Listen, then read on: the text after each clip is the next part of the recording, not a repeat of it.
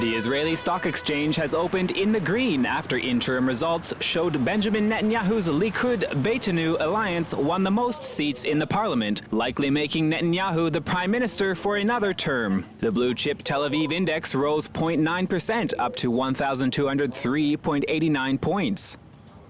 Netanyahu stated that preventing Iran's nuclear ambitions would be his #1 goal after preliminary election results were announced. But analyst Michael Heiblum says that the stuttering economy will be the major problem for the next government.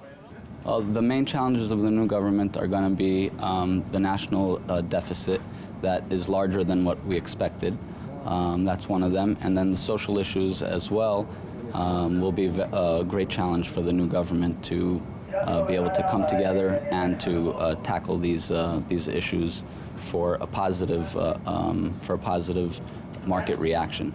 A social protest movement which began in 2011 led to mass protests along Tel Aviv's Rothschild Avenue, where people demonstrated against high housing costs. Since then, the posh avenue has returned to normal. However, many are still unhappy and unsure if the new government will be up to the task of tackling the problem. If there's a coalition and a steady coalition formed within the government very quickly, and the economic and the social issues are tackled in a fast fashion, then I believe markets will react positively. On the other hand, if there's still unrest and there's inability to create a steady coalition, then it might react the other way.